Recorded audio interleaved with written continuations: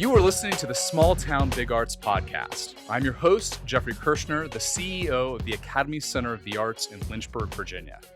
In my own work as an arts leader, I have found it difficult to access resources for arts organizations and artists serving smaller communities. On each episode, Small Town Big Arts sets out to drive conversations and provide inspiration for those serving smaller communities through the arts. If you like what you hear, please rate and review us and share with your friends and colleagues who are working to promote the arts in smaller communities across America. You can also learn more by visiting us at smalltownbigarts.com. I am very excited about today's guest and organization. We are talking with Sitka Fine Arts Camp Executive Director Roger Schmidt. I got a chance to meet Roger when we did the Chief Executive program through National Arts Strategies that I also participated with the last podcast episode's guest, Donna Neuwirth. Roger also gave us in Central Virginia at the Academy Center of the Arts the benefit of his knowledge by participating in a conference we held there called Create Virginia, where Roger came and shared the inspirational story of the Sitka Fine Arts Camp. So really excited to have Roger with us today. Before we get started, share a little bit about Sitka Fine Arts Camp. The Sitka Fine Arts Camp was founded in 1973 to provide isolated Alaskan communities with little or no youth arts programs, exposure, and training in the arts. Because of the remoteness and low population density, Alaskan youth are at a severe disadvantage in access to high-quality arts. For the majority of their students, SFAC, the Sitka Fine Arts Center, Sitka Fine Arts Camp, continues to be the only opportunity they have in the state to work with and learn from professional artists. Building from its original mission, Sitka Fine Arts Camp has become a nationally acclaimed program. They serve approximately 1,000 students annually from Alaska and throughout the world. It has also received state and national recognitions for its importance in providing access to high-quality arts education to Alaskan youth, including receiving the 2008 Presidential Coming Up Taller Award and the 2015 Alaska Governor's Award for Arts Organization of the Year. In 2011, the Sitka Fine Arts Camp was gifted the historic Sheldon Jackson College campus, and we're going to talk a lot about that in this podcast, I'm sure. This college campus was closed for 4 years and was in a state of complete disrepair. The Sitka Fine Arts Camp has since overseen one of the most extraordinary grassroots volunteer stories in the country, revitalizing this National Historic Landmark. Between 2011 and 2015, 1,000 volunteers, 1/9 of Sitka's population, by the way, logged over 45,000 volunteer hours rebuilding the campus, demonstrating unprecedented community support and giving the Sitka Fine Arts Camp a permanent home. Strong volunteerism and donor support continue, demonstrating the value that Sitka Fine Arts Camp holds for the state of Alaska. A little bit about Roger Schmidt. Roger Schmidt has been the executive director of the Sitka Fine Arts Camp, Alaska Arts Southeast Incorporated, since 2000. During this time, the summer program has grown from a 2-week camp serving 40 adolescent students to a 10-week program serving 1,000 students ages 5 to adult. In 2010, Roger negotiated the donation of the historic Sheldon Jackson School, which had closed its doors in 2007. Subsequently, he's overseen the restoration of the campus by harnessing the support of thousands of volunteers, as earlier mentioned. Under Roger's leadership, the camp has grown to include a year-long arts advocacy program that offers a performing arts series, a statewide teacher training institute, after-school arts classes for all ages, and a vibrant young performers theater program. In addition, the campus has been an important part of the economic future of Sitka and is a home to many conferences and conventions. And Roger also grew up in Sitka and attended the Sitka Fine Arts Camp as a student from 1980 to 1984. And so, Roger, thank you so much for being here and joining me for the podcast today. Yeah, you bet. My goodness, that's pretty weird to have that read back. Yeah, to hear all that back. Well, it's an extraordinary. Tired. Yeah, well, it's an extraordinary set of accomplishments, and I think really important for everybody to hear as a preface before we get started. I think one thing that'd be helpful for I think our listeners is, we're talking to a number of individuals in a lot of different communities across the country. Sitka is a very unique community. Tell us a little bit about Sitka, where you live, where you're from, and a bit so we can understand the community you serve. Yeah, you bet. Well, Sitka is one of the most beautiful communities in the world by any, by any definition. It's just absolutely gorgeous. It's on an island, a wilderness island called Baranof, which is about 100 miles long, about 30 miles in its widest place. There's three communities on Baranof. Sitka's one of them with 9,000. And then Port Alexander is, maybe has 40 people in the winter. It's very small. And and yeah, so and then Baranof Warm Springs might have two people in the winter. So we're very, very isolated in a sense way, in that we have 14 miles of road from one end to the other, and 9,000 people compactly living at the base of mountains and looking out on the Pacific Ocean. We're in the middle of the Tongass National Forest, which is the largest temperate rainforest in the world, and the United States' largest national forest. Sitka is Having said that, though, Sitka is not hard to get to. It has great travel infrastructure. So we have 5 jets coming in a day in the summer through Alaska Airlines, and it's a major visitors destination for people for all over the world. We also have a lot of cruise ship industry, and then independent travelers come to Sitka as well. So we're both remote and then very connected at the same time. Roger, what is is the population expand during that travel season? Do you see, is there an increase in how many people are there? Somewhat. We are really defined by our geography. So Sitka doesn't have a lot of room to expand in terms of population. Although with on a typical on a it's not unusual for several thousand people to come into the town on a single day through the cruise ship industry, which is Okay. quite remarkable when you see your population, your daytime population expand that much. And Roger, you're from Sitka, and our last two guests, one was from the locale that their organization is and the community they serve. Another coming from outside, and those are very interesting perspectives. Both, I think, valuable in running an organization.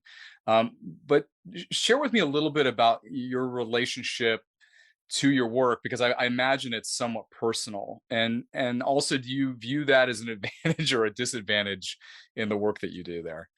Yeah. Well, I grew up in Sitka. Have spent a lot of time living other places. I studied at Oberlin in Ohio. I used to go to Aspen Music Festival as a music student. I've lived in London. I've lived in Austria. So I've tried to maybe bring both to the thing, is a really strong sense of the outside. I've also sailed around a good part of the world. I took a year sailing trip, or about a year in total. And then at the same time, it's my home. So I think that's important. I think that a small town needs to have lots of ideas brought into it, new ideas. And I think also a small town, um, really depends on relationships. And having been part of this community for so much of my life, it's really personal. It's really personal for the people that are involved. Everything's about Sitka is personal, and that's a really great thing about living here. You really can feel like you're making an impact, and not just an impact in a moment, but an impact intergenerationally, which is, I think, really, really extraordinary. And I think that also lends itself to being um, ideally sensitive and sort of traveling a little bit gently. In I try to. I mean, I feel a great deal of humility because so many people have helped with this project. I feel a real need to uh, have, I guess, sort of deep and sincere relationships with respect and care. And I think that fits hand in hand with the arts, and it fits hand in hand with with youth. And so I think that's an important part of, if you will, kind of the culture of our organization. At the very base, it starts with really deeply founded relationships that often span several generations. Well, with relationships, Roger, I want to talk. I think first and foremost, as we get, I think one of the really fantastic examples that you provide for, kind of really, we're talking about community galvanization, because I've found that very often one of the things that smaller community arts organizations will struggle with is community galvanization around their endeavors and their projects. And your work with your current campus was pretty inspirational and pretty amazing, and continues to be. Share a little bit about the history of the former college campus where you all reside, the story of how you all acquired that, and then the work to make it your home that it is today. Yeah, you bet. So I first of all, I should, be really clear that the story of the school isn't, I'm just a little piece of it. It's not my story, and I mean to be really respectful when I talk about it. It's Sheldon Jackson School was started in the 1800s as an Alaska Native boarding school. It transitioned from primary secondary education to college. It became a 2-year school. So it went from a trade school with vocational skills being taught to a more typical 2-year college, with the idea that it would give students attending it sort of the opportunity either to return to their communities with an upper level education, or if it was successful for them to continue and go, continue their journey through higher education. When we came in, the camp was founded in 1973 on the campus. It was at that time, I believe it was a 2-year college, and the school was really just um, bringing a lot of programs into Sitka, as Sitka was a slowly developing community that at that time was really remote, and getting there was a lot bigger of an issue, or connections with other places. So there was interest in building arts in Sitka during that period of time. There was also interest in providing youth programs. So that started with the camp being founded on the campus as a summer program in 1973, and then that program grew until it was a regional arts camp on the campus. Um, the school has always, it's always been also a story of financial challenges. It's kind of a very idealistic idea to build a school in a small town in Alaska. So in the 2000s, the college really, again, it's not my story to be particularly accurate on, and I but began to really struggle financially, and in 2007, um, it closed its doors permanently. The camp had already relocated to another place because during these sort of struggles that the college was going through, um, uh, they no longer wanted to have our program on the campus. So we had been at another site for a number of years, and then the school closed um, again I think in May 2007, and then it was almost immediately boarded up, and there was some activity on the campus, but very little. It was people heard they lost. I was told that people were brought together, and in 48 hours no longer had jobs. So maybe 100 plus people lost their jobs in town, and then students found they no longer had a school to come back to. So it was one could have seen it coming in a sense, yet it had been this had been coming for such a long time that it got to the point where um,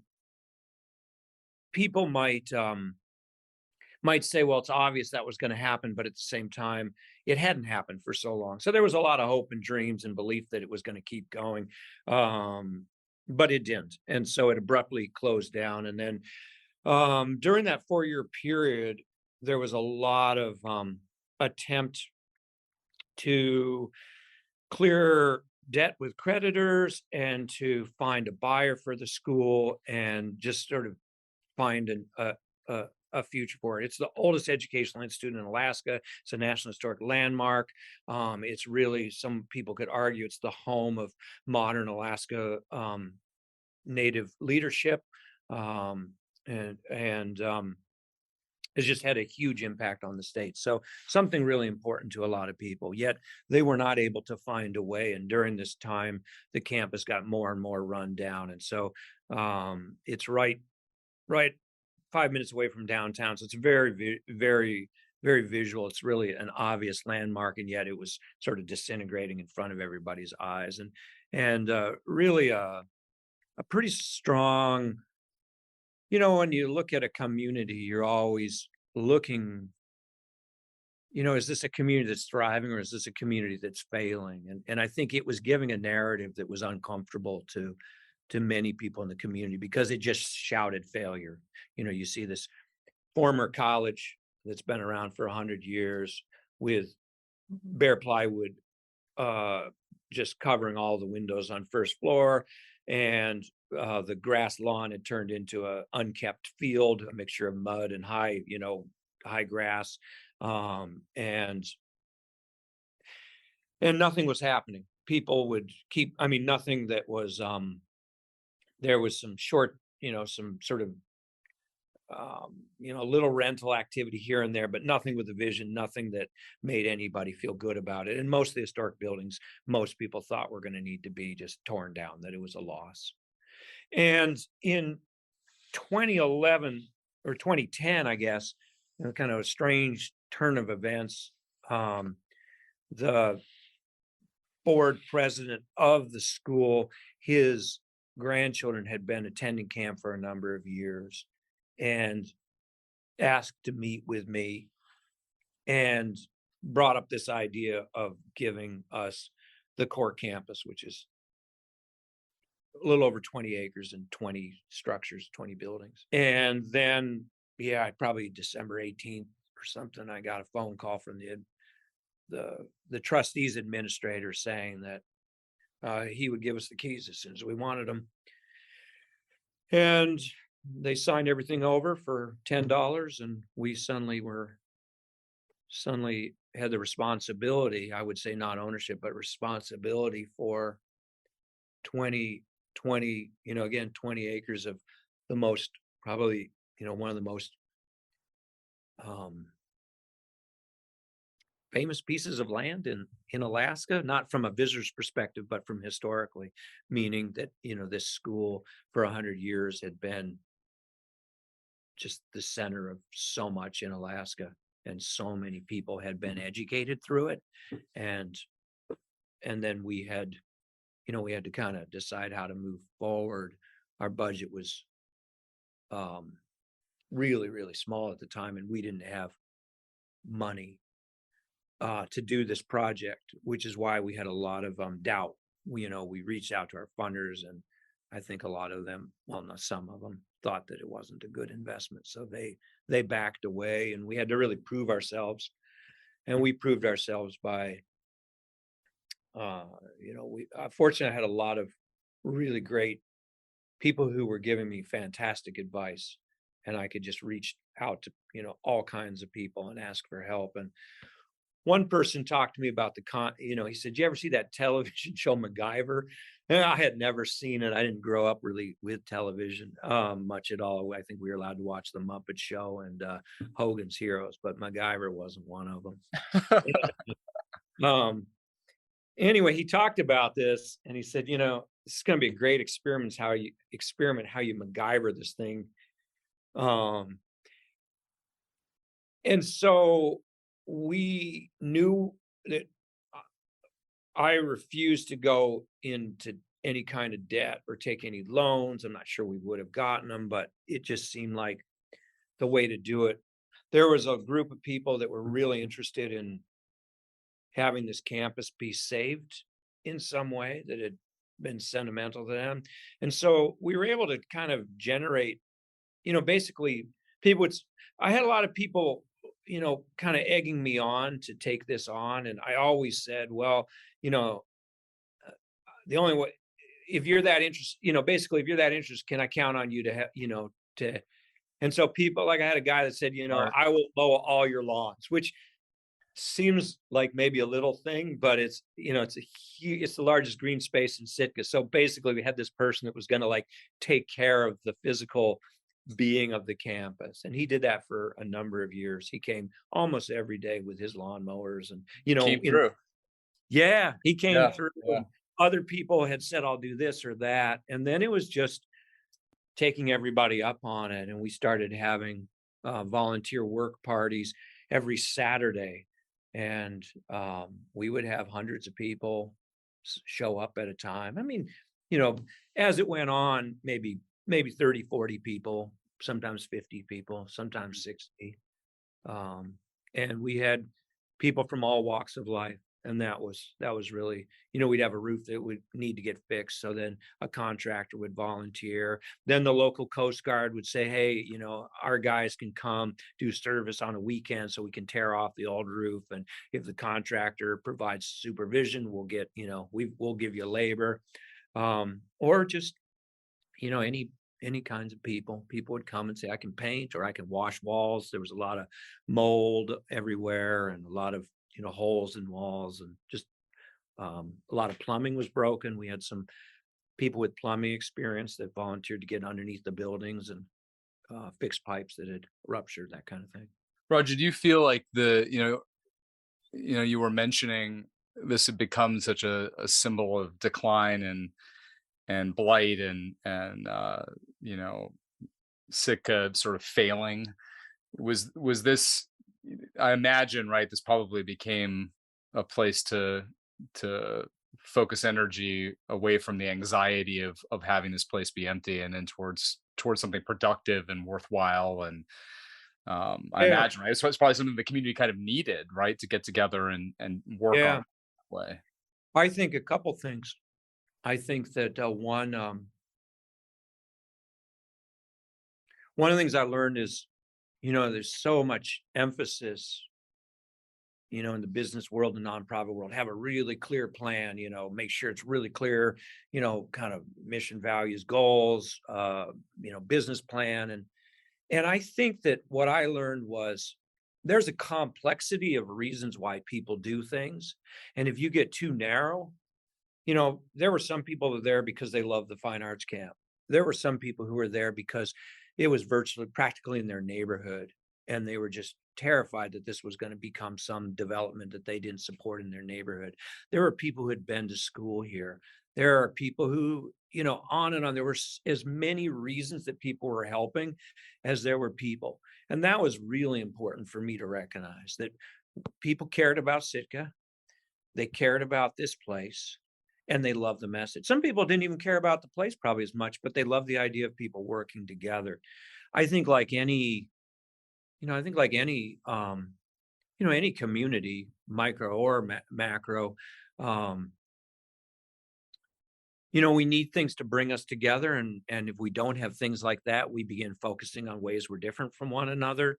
And the campus, we it was about 4 years that we had weekly, we had these, we'd have this lunch, all these volunteers would, there was a group of people that just like making kick-ass lunches. And it was just virtuosic. You'd go there and there'd be a venison lasagna and there'd be a halibut this and there'd be a that, whatever it was, pasta salad to cake but there's this crew, and I mean, it always changed, but a crew that loved making these meals. And then all the workers would sit down at noon, and that classic breaking bread together, sitting together after working in the day together.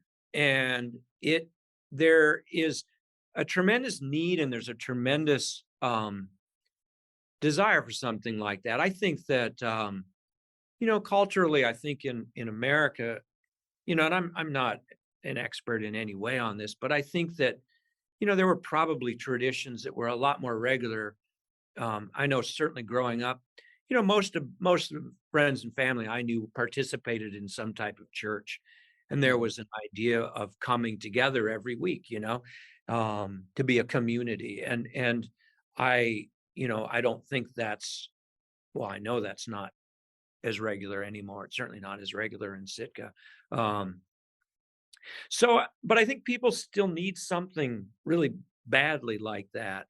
And this was filling a need. And also, I think, at the time, nothing special, but, the town was getting into sort of divisive arguments about how to move forward and develop. I think just any town does this, various cycles. But at the time, it seemed like, we didn't have a harmonious um, city government. assembly members were sort of polarized, and that comes and goes. But I think people were so excited also to take a break from that. Like I said, I think people, when they can, when we don't have a good project, we focus on how we're different from each other and we start distrusting Yeah, that's a great point. I mean, I think yeah, and I think when we kind of obviously why I love the campus story is it is this it's this sort of larger example of the whole endeavor, right? This idea that we're, the arts on the whole, right? And Well, yeah. I share really quickly one of the stories I really love too, and this ties back, I think, to for folks who are running nonprofit organizations and trying to raise money. I love the story of your donor wall there. Oh, yeah. Would you share a little bit about that? Because I think that this is I think it's unique in regards to both the organization and Sitka, but I also think it could be applicable or helpful to smaller community organizations trying to figure out how to get people galvanized around a project. I mean, obviously everybody was galvanizing around this with in-kind labor, which is just a beautiful notion. I mean, this idea of fellowship and commonality coming together. But I feel like this donor wall also became really representative of that. So share a little bit about your donor wall. Yeah, sure. That's cool that you remember that. So, um, I mean, it just felt like all these people were giving in ways they could. Everybody was, I mean, we had kids that were, they're like 5 and they were like weeding, weeding dandelions and they don't like dandelions. We had kids that had lemonade stands to raise money for that. I mean, it was just, anything from young little kids to high school kids helping out. We had, people that had, you know, no discretionary income to, to put toward, they would come and say, what, I don't have money, but what I can give you is labor. And so it just felt very much like uh, something that the community was sharing. And to me, that's, I don't know, just sort of a symbol of democracy, I guess. And I had been to DC and, you know, a few times and, it's of course, it's a tragic thing, but the Vietnam War Memorial Wall is one of the most, for me, one of the most, awe-inspiring, um, monuments, really. This idea that you just go up and, there's no, it's just names. We're all equal under, we're all equal under, under the sky or, whatever. And I think that wall represents that. So that obviously is super tragic, but I was just, that had inspired me and we talked about that, as an organization that it seemed like every volunteer was just giving what they could give. And so we just created a board. There's 1,000 names on it and it's wooden and their wood pieces are all random types of wood and they're just the name of the person and they're just put up completely random. And it's just fun because people will go in and it's in our small theater and they'll go in and, they sometimes will ask, well, I didn't see my name up there. And you're like, keep looking, you'll find it.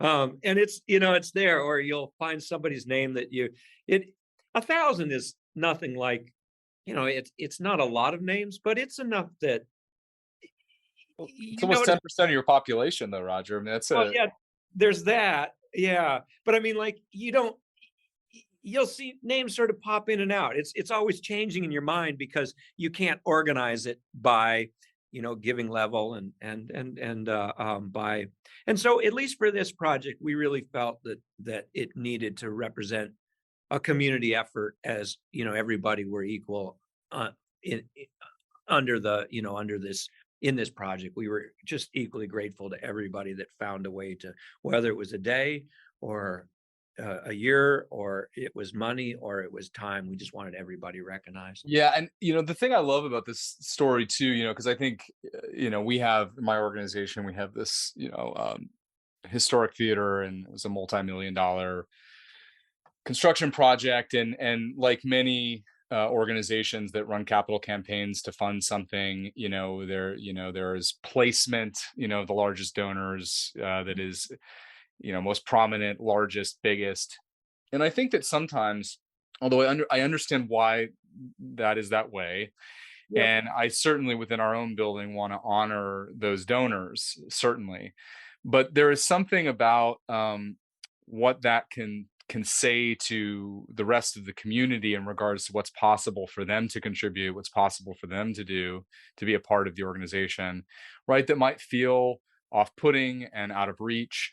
And I think that I just love that story because I can imagine probably now, the level of continued engagement that people have with the organization because they feel that they were a part of it, right? And an equal part of it with everyone else is really powerful. And I remember when you told me that story the first time too, the social pressure that it put on people that were not participating, right? That if their name was not up there was something wrong, right? There And were there were people who were, people were coming together, that hadn't come together in a long time or ever.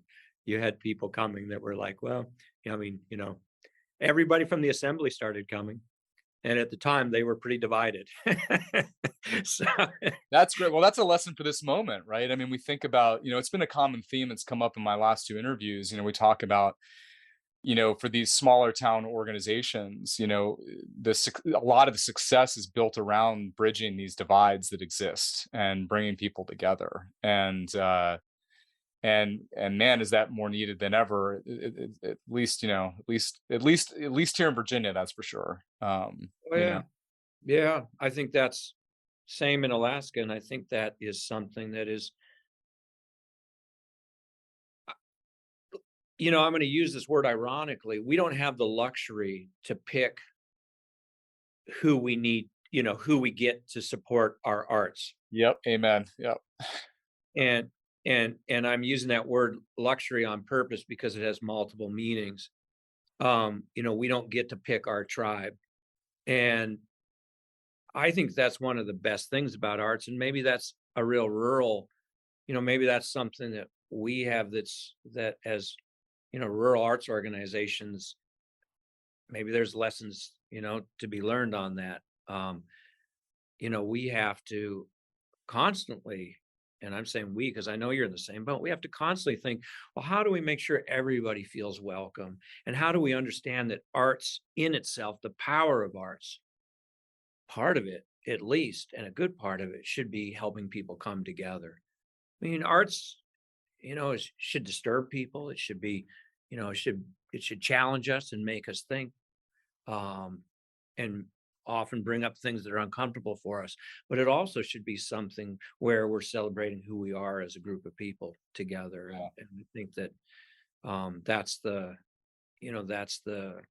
tension. And I think that that's what makes arts vibrant if we stay right in that tension.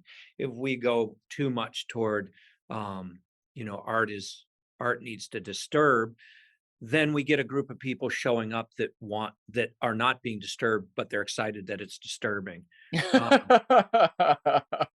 which is ironic because then it's not disturbing. Yeah. Yeah. A- and and then if it gets, yeah, I mean, there's a lot we could talk about with those ideas, and I'm certainly not trying to offer any clear vision on that. Just it just popped in my mind, but I know that you and I, we both have to think about, we live in a small town. Your town's bigger than my town, but it's still a small town. I've been Yeah. there. It's a town where you know everybody, and that's a great thing. It's a great thing that we don't have the luxury.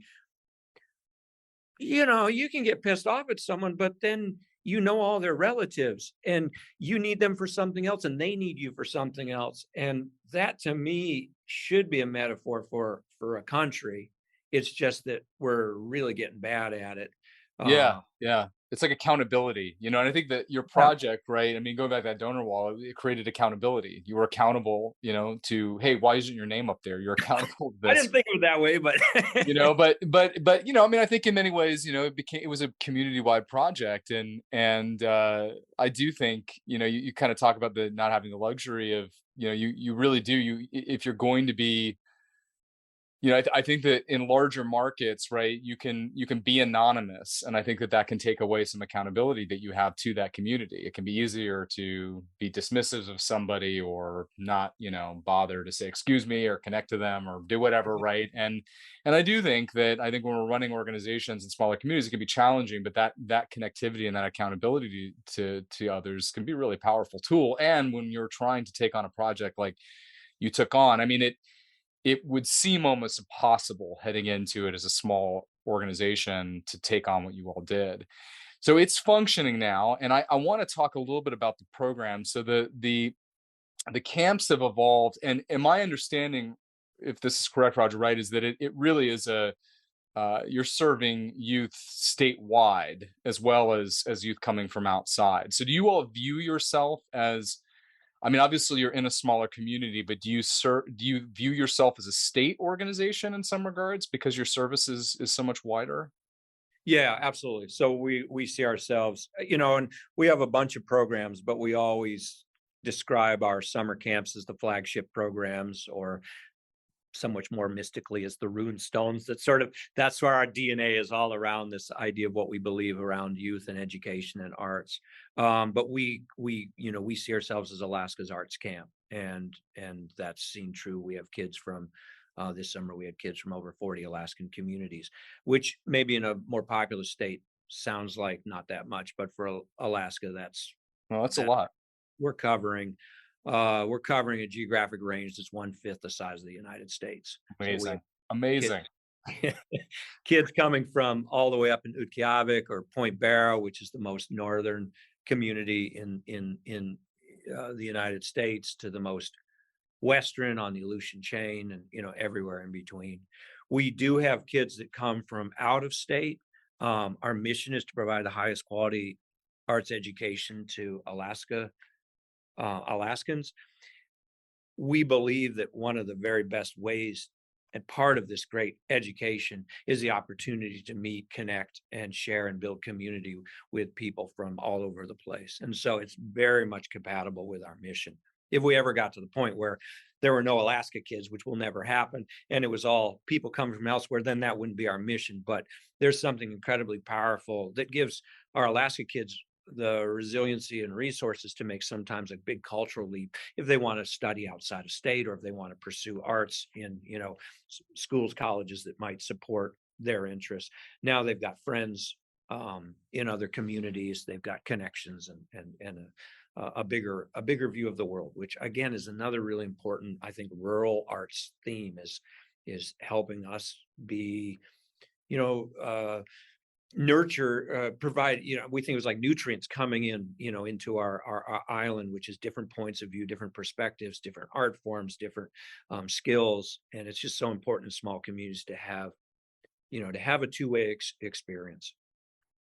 And you all are also, I noticed that you have a teacher training program too. And I was watching a feature on your website, and it appears that these teachers are coming from all across Alaska. Is this Tell me a little bit about that program and the aims of it, and what you all are doing there.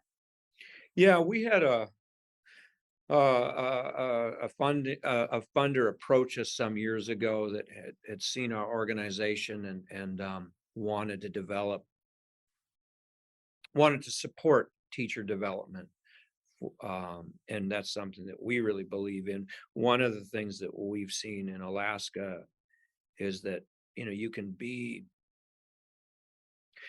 um, it's really easy to be very isolated as a teacher, and the more specialist you are in your field, even the more isolated you are. So you're not in for most of our communities, you're the only music teacher, you're the only theater teacher. um, and a lot of our teachers weren't arts teachers either, but were interested in incorporating, integrating, bringing arts into their classrooms, either because they don't have arts programs in their schools, or because they believe that arts are, integral and powerful part of education. So it's been a great program. The other thing that we were really excited about was we really believe in what's happening in our program. We think that there's some really great examples of the power of arts education, high quality arts education. And so we have a limit to how many people can come to us. So this is an opportunity for us, to support kind of, some of the values and skills that we've learned at SBAC, on what a great teaching learning and environment looks like in through the arts. So basically, we're able to reach out further by having teachers come to us and then bring back some of the ideas and inspiration of the fine arts camp to their classrooms, which supports our kids, supports future kids, on and on. That's great. Do you, with your, because so much of the service is to the, your mission and services to the is to the state of Alaska, is your, I didn't have a chance to look in depth at your board of directors makeup. But are they represented? Do they represent the wider state, or are they largely localized? How do you look at that board, and what's the makeup? Yeah, our board is the majority is still Sitkin. There's a real practical consideration for that. And then we have a couple board members from Anchorage, which is where the majority of the population of Alaska is from. So, and because of that, a huge number of kids come from Anchorage. So it's important for us to have representation there. And then we have a few people now that are from out of state that have deep connections with arts and youth and or the camp. Um, and that's new for us as we go into that. And We're why that? we're trying to figure that out, meaning Yeah. like one of the things that, you know,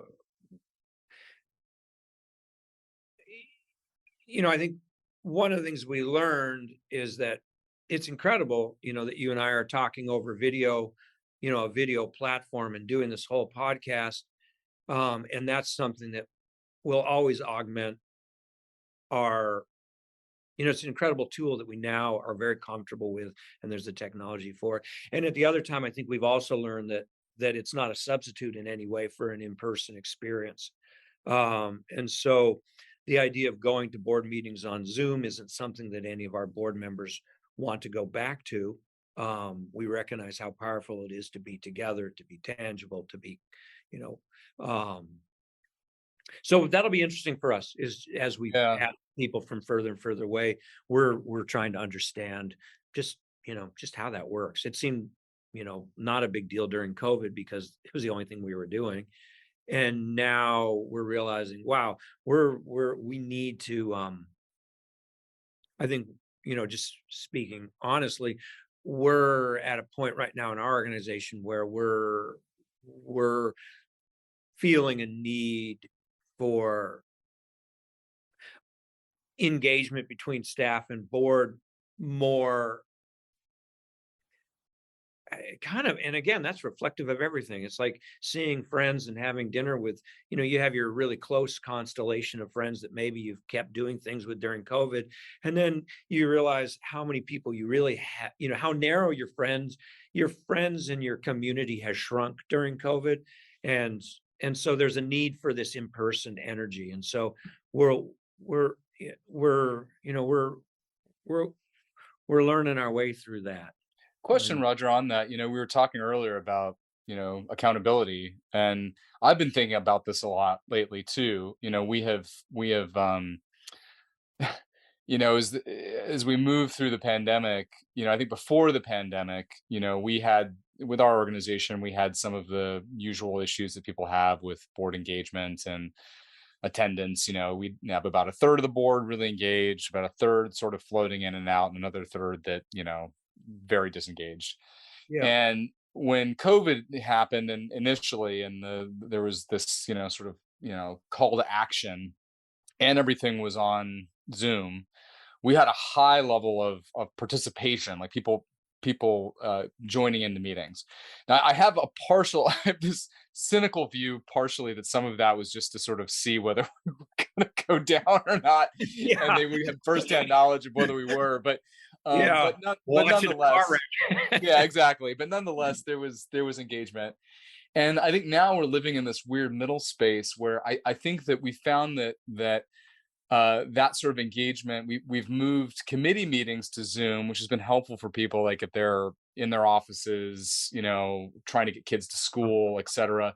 But it tends to be those committee members tend to be the most engaged anyway. So the Zoom is working pretty well. But we're finding with the larger group, the larger board meetings, engagement has slipped back into pre-pandemic. And occasionally we'll even have people request to come on to Zoom, but that's really problematic as well because you can't kind of do both of the things, at least with our technology, you can't do both the things at the same time. So we're in this weird space, right? And I could see the utility of bringing outside influence into the room, that would certainly be helpful for you from Anchorage or outside or otherwise. But there is, right? There is something about having people together and accountable to one another in real time and real space. And even when I think about board members like turning their cameras off and you just don't even know are they even there. Are they like, Oh, yeah. They're you you making know, dinner. We've all been there. We know what they're doing because we've done it. yeah, exactly. We've sat on some conference call or something, right? Some statewide thing. You're totally doing something else and not really paying Yeah. attention to it. And Sorry, am I on mute? I was cutting exactly. garlic in the background.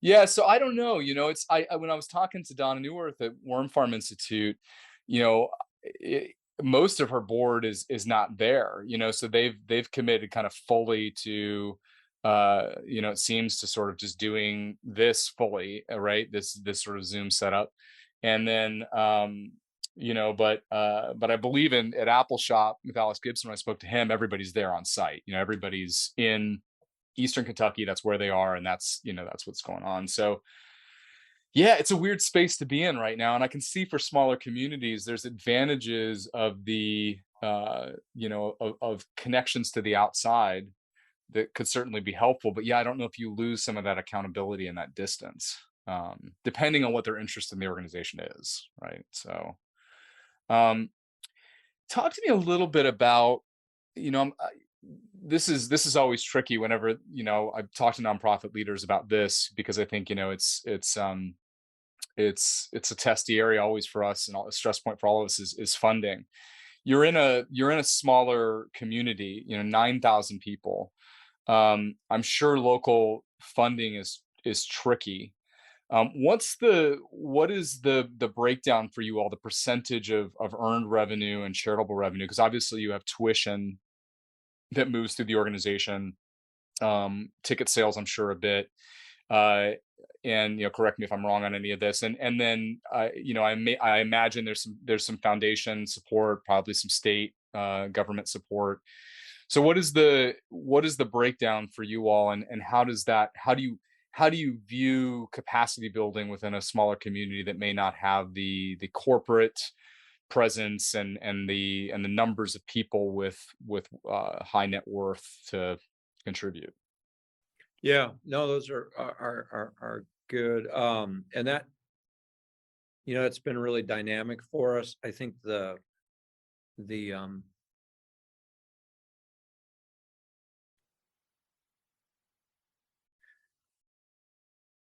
one of the things is it changes a lot year to year depending on the capital projects that we're working on. With so many buildings, we're constantly doing construction. But it's at this point, it isn't something that we've really sort of separated out of the books because it's so, I mean, building is kind of part of our mission now. I mean, we're just always building. I mean, we're always fixing. We're changing roofs. We're anything from replacing windows that are all gone to major things like putting a heating system into a building that hasn't had a heating system for a decade. So that makes it really variable. I would say that typically we're roughly 50-50. Earned income has been super important to us. We believe, I mean, we have a tuition model at camp. And one of the things that I've felt very strongly about since the get-go is that I guess I've seen over the years, having been on panels and being in the state of Alaska for a long time, I've seen a lot of nonprofit arts organizations come and go. Um, And there's sometimes a mentality which is,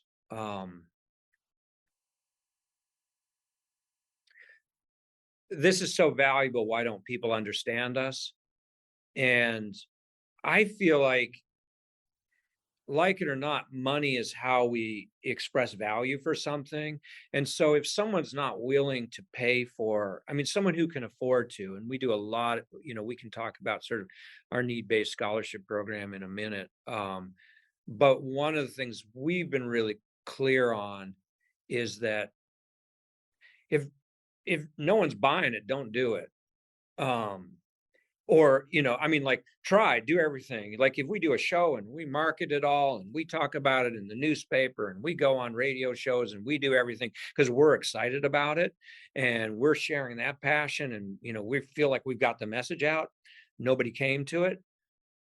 y- You can say, okay, maybe people aren't ready for it yet, or you can say, um, you know, um, I wish people came to it, but you may also have to just to say this is not valuable to the people in our community. This isn't something that matters to them. So we believe one, arts matters a lot, but at the same time, we're always expecting people who can afford to pay for things, and we're working super hard on creating the idea of value for something, and that might be. Um,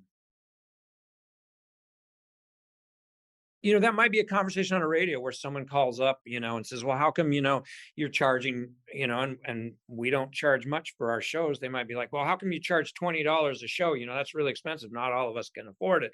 And then we might say on the radio, using that as an opportunity to say, oh, this show, these musicians are all volunteering their time. And to hear them in another community, you'd be paying $75 to $200 a ticket to see this act.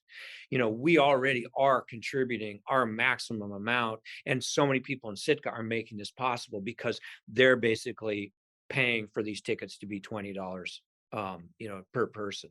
So, if you feel like it's too expensive, we understand and respect that that's your value, but we're using that question to then that's like an awesome question in a way, because now it allows us to explain our value statement to the community. And with our arts camps, um, what we've worked really hard on is being need blind. So we have a lot of supporters, organizations, individuals that are really behind the idea of providing arts access to young people because they understand the value. And we've spent a lot of time trying to demonstrate that value with studies we've done, with anecdotal, evidence, with videos, so that people understand that when kids come to camp, it's a transformative experience and they'll do better in school. They will have success as I don't know, it's a human being. Like their self-esteem, their sense of community will grow, and they're building skills that might help them do really well in other things. We really push that value hard, and we have a lot of ways to demonstrate it. As a result, we have a lot of donors that are excited to support our scholarship program, which allows us to not limit access to. In fact, it's almost the better our program gets, the more funders want to be on board supporting our scholarship program. That allows us to have a tuition that still is subsidized. And we'll explain that. People will be like, oh, wow, camp's really expensive. We'll say, well, that's, your tuition, even as a full paying person, you're covering about half the cost. Now, that's not unusual. And we'll explain that's not unusual for any higher education program. Education is subsidized. It's been supported by society for a good education. And so we're charging this, and we'll tell the parent who might be, concerned about the price. We'll say, we have found from our stakeholders, our families, that they would rather have a high quality experience, that they're coming to this program because it's high quality than to have a low quality experience. And if that's not the case for you, you might decide you don't want to be part of this program because you have the income to pay for this, but you're not seeing the value. If you think having a new, Ford FX, F-150 or something is more important than, or having that new outboard engine on your boat. That's fine. That's a decision you've made, regarding your kids' education and the message you're giving your kids' education. And that's totally we can respect that. We might believe that your kid is going to, we might believe that probably there's a way you can afford this. That's why we're willing to have this price. On the other hand, a family that can't afford it, we're going to come in as hard as we can to make sure that any kid can come to camp. And that's been for me my 20-year career is building value every chance we can, building value so that people give more, and building value so people are willing to pay more and more to support to make things possible. I find that I'm really glad you brought up the value. I think there's always the value proposition is I talk about that all the time with our own organization. And and it is it it you do, right. If you want staying power, you have to provide something that people value, right. If people are going to give donated dollars, it has to be something that they value. And if they're not valuing it, it won't live. And so you have to be responsive to that. And for you all, are you finding that support, right, as the program's value increases, or the understanding of its value increases, and you are finding that more individuals are wanting to support the subsidized tuition that exists for students who may not be able to afford the full freight? Are you finding that those donors are localized there in Sitka? Is that going wider through the state of Alaska? I mean, um, is that expanding, changing, shifting, remaining the same? Yeah, we serve the state, and so we have a lot of um, families of our camp that support it, and that again, that makes sense. If we don't see that, we know we're not doing something right. If we know that kids aren't coming back to their families and saying, this is like, one of the most important things for me that I've done, and going year after year, we know that we should be seeing donations from our families, and we do. And then we also try to really demonstrate and articulate our statewide that it's a statewide program. A lot of our corporate funders support all of Alaska, and so it's a great match for a corporate sponsor that supports all of Alaska, because again, Alaska is so spread apart. So if there's one place that all these kids are coming to that has such a reputation for high quality education, then they know that they're in the right place. And it goes To back to that value too, right? You're providing something that's valuable to the entire state, and so therefore, right, they see that, they understand that, and I think in thinking about the audience for this, we're thinking about folks in smaller communities and creating value. There's lots of ways to create value, both on the local level, but thinking about what your community could be providing, uh, a wider community can be a route to take too. Um, and that's been something that I've been hearing through my time doing this. Well, Roger, as we're finishing up, I got just maybe kind of one and a half more questions to ask, but the first is, you're in a smaller community, and one of the things that I like to ask is a little bit about staff recruitment and retention and how you navigate that. For me, I mean, and this is me as a novice outside. You live in such a unique, special place, right? I seems to me it makes sense, right, for particular people why they might be really drawn to live in Sitka. Yeah. But that's also my novice outside opinion. So share with me a little bit about that for you all as an organization, how you in a small community, how staff retention and recruitment works. Yeah, you bet. I mean, I think the most important thing, I've been really lucky. I've had some we're a really small staff. We've been a really small organization, and we've grown very slowly that way. We've all been willing to put, like many arts people, we pay ourselves in passion and then reinvest in the organization. But as people spend more and more time with the organization, it's one thing when someone comes on, they're with you a few years and you sort of like, hey, it's a nonprofit, feel the passion. But then you realize that they're part of your family and we're a family and they have, they're going to go through a progression of their own family issues, whether they want to start a family or whether they have a family. They're going to have all of us. It's I remember some quote about healthcare. Sooner or later, everybody's going to be part of the system. It's coming for you. And so realizing, when we were all younger, that wasn't, you know, pretty low priority, more something your parents tell you, make sure you get, healthcare and, Mhm. and then sooner or later you think, wow, the something happens, you have an accident or you have a health complication.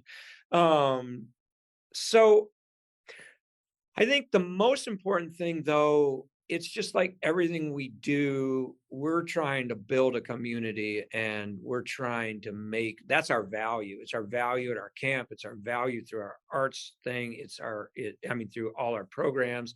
And so with our staff, we're trying really hard to create a community. And so I think we're lucky. I mean, I've been really lucky. It's worked somehow because I've had people working over a decade for me now, or with me, not for me. That's the whole point. With me, we're a team, and they're they're just they're my closest friends, and and they have independent lives. We have some work life, but they're just great people, and understanding that you need these great people. You got to be surrounded by great people if you want a great organization, and how can you be aware of their needs and support them, so that they can afford to work here. So we think about that a lot. That's not really answering your question. It's more just about the overall values of trying to. And as we got healthcare a couple of years ago, we look for every arts organization. What do you do for healthcare? What do you? And you know what you do? You pay the same damn amount of money as everybody else. It's just like buying an Yeah. employee.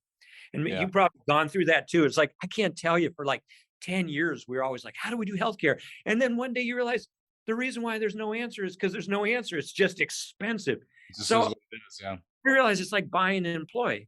And I was like, oh, we have another employee. It's called healthcare. And that makes my team feel so much more protected now as they've gotten older and it's become more important for them.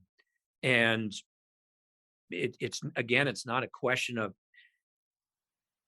It's a value statement again. It's not a question, if eventually I just realized I had to stop putting X number of money into other projects that I just had to it's like adding an entire new employee. That was the way I rationalized it in my head. Well, it's Anyway, critical, right? I mean, you have to I find over and over again, my staff has gotten stronger and better the more that I've invested in them, right? And it's very easy to be like, "Oh, I can't afford that." But if you do that, then you're going to end up with a staff that's not very strong and not very good. yeah, yeah, And exactly. it is, but it's tough. It's tough to pull the trigger on those things. Really Super hard. tough. It took us years to get there, and then I kept looking for the magic thing, and then I had one of my staff members that was, doing crisis level healthcare, and she broke her toe. Super simple thing. And her deductible was something like that. And it was just like when you realize how much of her salary she lost that year. And one of our most loyal people, and you're like, wow, that was like super. Yeah, you can't do that to somebody or how let that happen to them, I guess. Yeah. So that finding people in Alaska is in Sitka is tough. I mean, it sounds really dreamy to move to Sitka. It's really hard to find housing. I think young people that are in the arts world are, they're thinking, I've got to move to a major Mhm. population center if I'm going to be a lighting designer or a technical theater person, or if I'm going to be an actor. So it takes a special person. We get people here in the summer easily. So people come from all over the place, incredible artists that want to teach in the summer.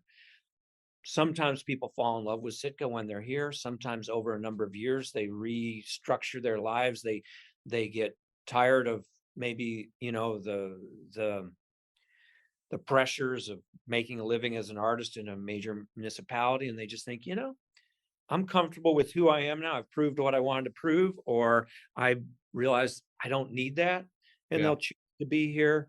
Um, Sometimes people come and they're here for a short time, and it's hard living in a small town. On the other hand, the advantage of knowing everybody is a disadvantage. It's a disadvantage in two ways. One, you're never anonymous, which can be exhausting. Yep. You know, and then the other one is that you move into a small town and everybody's friendly, but no one has time to be your best friend because everybody has such strong. I mean, I always joke about Thanksgiving. I've had Thanksgiving with the same people since I was like 10, except for those who have passed on now. Hmm. So you don't have super dynamic social world in a place like Sitka. Yeah. There aren't like you're working through all, okay, I'm trying this friend group and I moved to this friend group. And it's like pretty soon you realize, wow, so many people already have their friend groups or their family, and they don't have a lot of extra time to make new friends, no matter how friendly they are. So that can be really hard for people coming into a small town, those two things. On the other hand, for some people, it's just perfect. And then when they head out and go for a visit, maybe look at taking a job somewhere else. They're like, it's insanity out there. I want to come back to You see. want to go back, yeah. So it's the right fit, right? It's like It's anything, like, right? yeah, Finding the yeah. right. So Rogers, just as a closing a closing moment here. This is geared towards people that are trying to deliver the arts in a smaller community, and I've heard a lot today that I certainly have as takeaways. In regards to how you all handled scale, growing, incrementally, and doing it at a pace. Certainly, I think the power of your project. And I didn't mention this when you were talking about it earlier, but it really struck me the fact that you also are continuing to build, right, or continuing to work on the facilities, right. It continues this engagement, that Oh doesn't yeah. it becomes itself, a fantastic engagement tool, But and I there's think intense fatigue. That's the other thing. Like, yeah. you can't have a capital campaign that goes for a decade. I mean, you can, but it's like we were doing this raise the roof fundraiser for a number of years where it was a fantastic fundraiser because we were replacing a roof every year. And then a couple people who had like, done their big thing, they're like, is this ever going to stop? They had made their major gifts, and I was like, "Here I am again. We still have more roofs, and Yeah. now we have these heating systems. We have all these buildings that are unheated. So that's intense for us. We're definitely have to be really, really thoughtful and strategic. I guess is the word to think about. How do you keep keep going? Yeah, how you pace that. Yeah, I will say though, I think I like to kind of leave people with with some words of wisdom, from you to somebody in a smaller community. And I will say that the ingenuity, right, the that you all have had there. I think even this notion that everybody's going to come, there's going to be somebody's going to mow the grass, right, for years, right? People are going to come. The little kids are going to pick up dandelions. We're going to have everybody and their mother coming out and working every weekend to get this thing together. I think it can be very easy, this sort of thought of austerity, and thinking that you have limited resources, but in fact there may be more there than you realize. Um, Anything, parting, that you'd like to share with somebody who maybe is in a circumstance where they feel that they're in a scarcity mindset, they feel like they don't have what they need, right, within their community to do what they need to do. I think you could be a real inspiration to a lot of people who find themselves in that place. Any sort of final words of wisdom or idea or anecdote you might like to share? I think the big thing is just take the time to bring people along. I mean, people are really game for things that, I mean, when we talk about not disturbing people's art, we do really disturbing art a lot too. We push the boundaries, but we're always asking people to come along with us on the journey. And so for us, you know, it's like, don't have an idea that you think is super special and then try to build it without taking the time to get everybody, excited. Start with your closest friends and family, and then just keep making more closest friends and family until everybody's your friends and family. And just at every step of the way, acknowledge that I think we're there to serve them, and Yeah. we're asking them to trust us.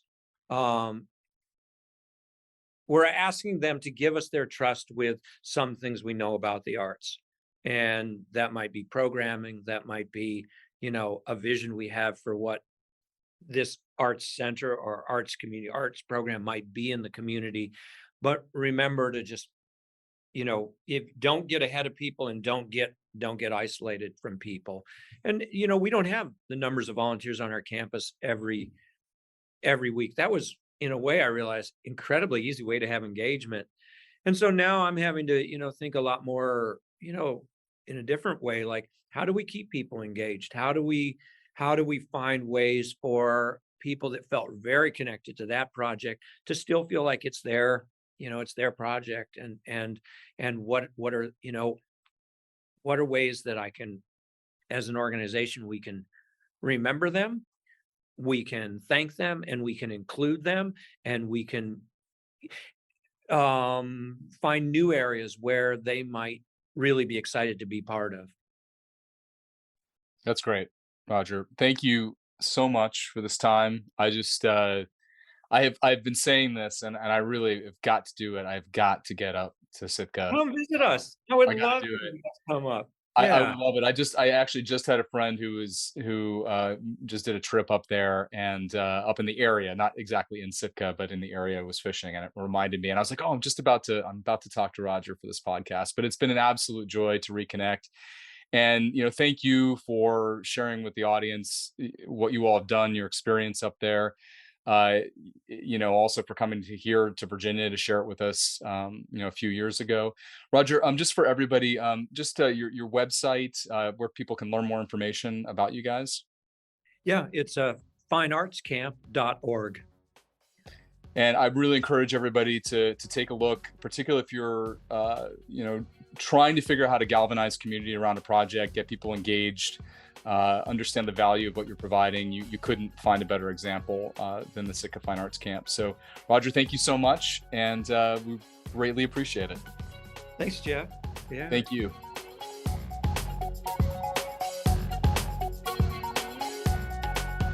Thank you so much for joining us for this episode of Small Town Big Arts. Remember to rate and review us and share with your friends. To learn more, visit us at smalltownbigarts.com. Until next time, I'm your host, Jeffrey Kirschner.